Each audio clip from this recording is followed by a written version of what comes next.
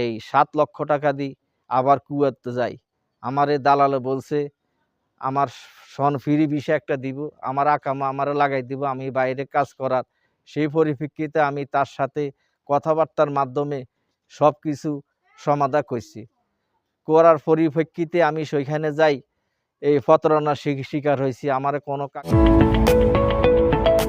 বিসমিল্লাহির রহমানির রহিম। প্রিয় বন্ধুরা, আসসালামু আলাইকুম।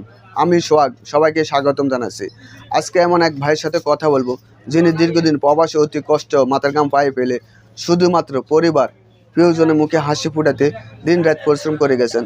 সে দীর্ঘ পরিশ্রম, তার কি কি ত্যাগ আর কি কি অর্জন, সেই সব নিয়ে আজ আমরা কথা বলবো। চলুন কথা না বাড়িয়ে ভাইয়ের কাছ থেকে বিস্তারিত জানি। আলাইকুম, আমার নাম আব্দুল কাদের। আমার গ্রামের বাড়ি নাসিরপুর, থানা কচুয়া, জেলা চাঁদপুর। আমি একজন প্রবাসী। প্রায় 18 বছর আমি প্রবাস জীবনে ছিলাম। আমার প্রবাস জীবনে আমার বহুত কষ্টের বিনিময় গেছে। আমি 97তে কুয়েতে গেছি একটা কোম্পানিতে। সেই কোম্পানিতে আমি 25 দিনের স্যালারিতে কাজ করছি, সকাল 6টা থেকে দুপুর 2টা পর্যন্ত। আমি বহুত কষ্টের বিনিময় কুয়েতে ছিলাম। কোম্পানি আমার 25 দিনের স্যালারি দিছে।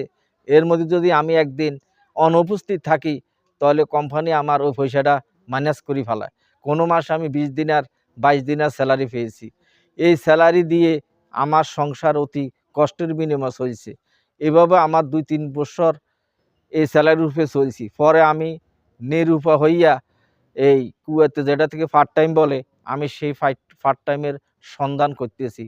পরে যাই হোক, ছোটোখাটো সন্ধ্যা 6টার থেকে রাত্রে 12টা পর্যন্ত একটা পার্ট টাইম করতাম। সেখানে আবার 40 দিনের পাইতাম। পাইয়া এভাবে কোনো রকম আমার প্রায় 12 বছর এভাবে আমার এই জীবনযাপন গেছে কুয়েতে। আমি অল্প এই বেতনের স্যালারিতে আমি কুয়েতে কাজ করছি। যাই হোক, এভাবে আমার বিগত 12 বছর গেছে। পরে আমি কোম্পানির থেকে রিলিজ লওয়ার জন্য বহুত চেষ্টা করছি, কিন্তু দুর্ভাগ্যের ব্যাপার, আমি রিলিজ লইতে পারিনি। পরে আমি কোম্পানির থেকে ক্যান্সেল হয়ে আসতে বাধ্য হয়েছি। 97তে গেছি আমি। 2009 সালে আবার দেশও ফেরত আসছি। আসার পরিপ্রেক্ষিতে আমি আবার নিজে ছোটোখাটো ক্ষুদ্র ব্যবসা বাণিজ্য ছিলাম।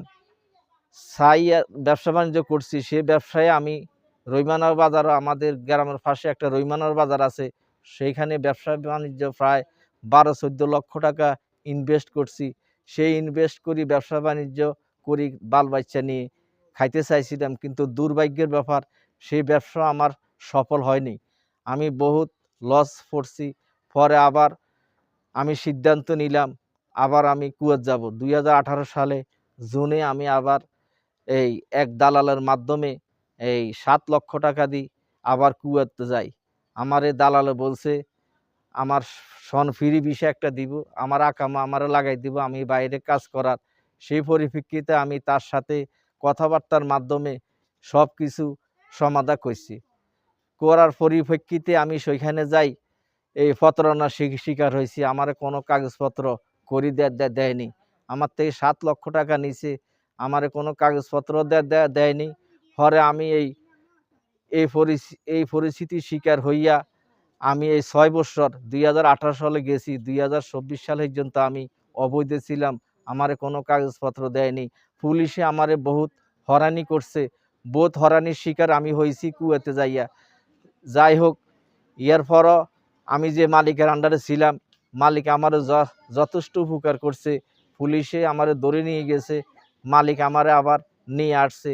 এভাবে আমি 6 বছর কুয়েতে জীবনে কাটাইলাম। 2024 সালে আবার মার্চে আমি কুয়েতের গভর্নমেন্ট, এই যারা অবৈধ কুয়েতে ছিল, তারা 3 মাসের জন্য কুয়েতে সরকার একটা সুবিধা দিছে। যারা অবৈধ আছে কুয়েতে, তাদেরকে নিজ নিজ দেশে জেল জরিমানা ছাড়া টিকিট করে চলে যাওয়ার জন্য কুয়েতের সরকার বিশেষভাবে আহ্বান করছে। সেই আহ্বানে আমি সাড়া দিয়ে আমি আমার নিজ জন্মস্থানে চলে আসছি। এখন আমি আমাদের আরো গল্প শুনতে, প্রবাসী ভাইদের কষ্ট একটু সার্থক করতে আপনার মূল্যবান লাইক, কমেন্ট, শেয়ার দিয়ে আমাদের সাথে থাকার অনুরোধ জানাচ্ছি।